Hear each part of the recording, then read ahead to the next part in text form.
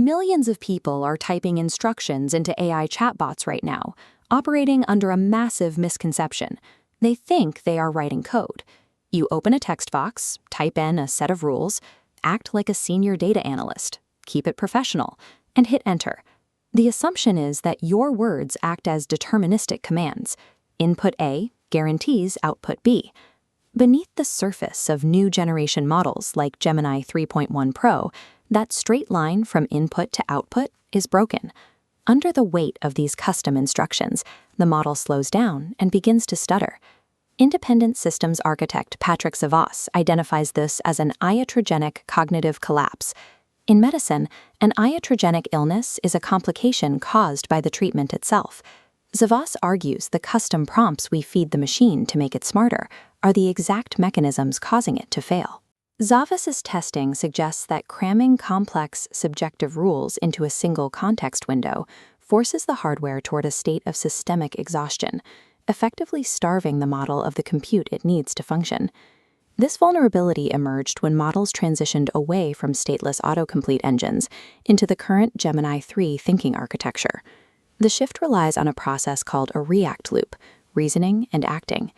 Instead of immediately printing an answer, the model pauses and opens a hidden internal workspace. Inside this scratchpad, the AI talks to itself. It formulates multi-step plans, writes internal drafts, and runs aggressive critiques against your parameters, all entirely out of your sight. Because of this continuous internal monologue, Gemini 3 must hold an active, ongoing state. It must remember your instructions as a constant filter over every microthought it generates. Injecting a custom instruction into this architecture functions mathematically like introducing a pharmacological agent. The system has to continuously metabolize your rules. Prompt engineers are no longer wiring a simple light switch. We are acting as amateur pharmacists, attempting to chemically regulate a highly complex processing loop. To understand how these instructions break the system, Zavos applies the diagnostic framework of a commercial electrician. Instead of hunting for logic bugs in the code, he looks for physical resistance. He looks for where the structural load exceeds what the hardware is rated to handle. This physical lens reveals a hard divide between two types of instructions. The first are syntactic rules. These act as safe, mechanical breakers that require negligible cognitive load from the system. Instructing the AI to never output the less than symbol is a perfect example of a syntactic rule. It is safe because the hardware relies purely on deterministic state matching. The output array simply looks at the raw string and filters it. It doesn't ponder abstract meaning. The second type are semantic constraints. These continuous subjective commands introduce deep architectural anxiety into the model. The most common example in the corporate world is telling the AI to avoid fluff. Fluff is mathematically impossible to define. It lacks a deterministic string shape. What counts as useless filler to a marketer might be critical context to a legal officer, requiring a highly subjective evaluation of context for every single word. By administering a semantic constraint, you force a predictive text engine to abandon simple execution. It transforms into an anxious, recursive editor, burdened by continuous subjective evaluation. We can see exactly how this burden plays out by examining the micro-level generation process of an AI generating text under a semantic constraint, one single token at a time. When the hidden reasoning engine attempts to start a sentence with a phrase like, "in my professional opinion," it literally halts its output after generating a foundational word like "in" or "professional." During that halt, the model must reference millions of parameters across its vector space to determine the subjective semantic weight of that single word. It asks itself, is the word professional fluff in this specific sentence? This stop-and-go evaluation happens hundreds of times a second. It actively consumes the computational energy that the model should be using to actually reason and solve your prompt. The architectural strain reaches its peak with negative semantic constraints, telling the model exactly what not to do. This acts as a systemic depressant. Users deploy these constraints constantly, flaw.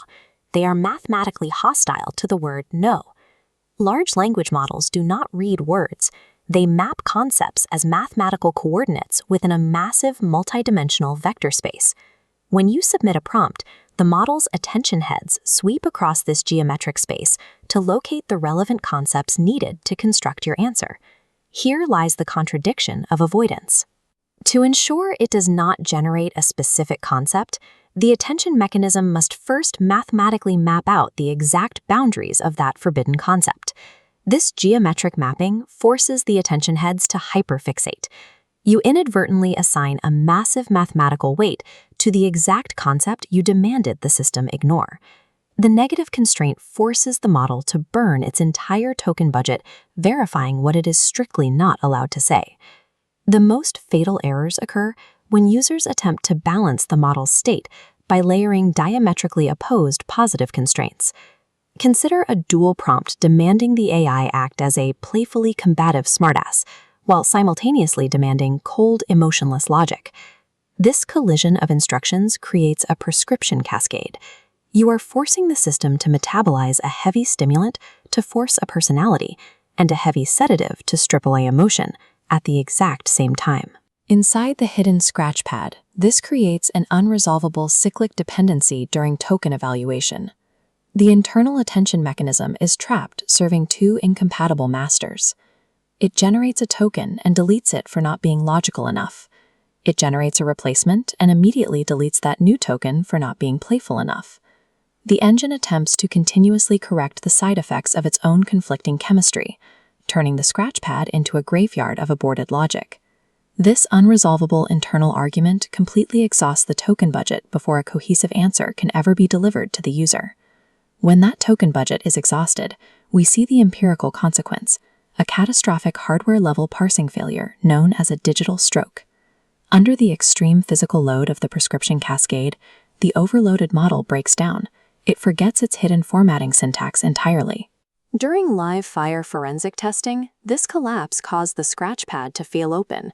The raw, panicked internal compliance checklist bypassed all safety guardrails and dumped directly onto the user's screen.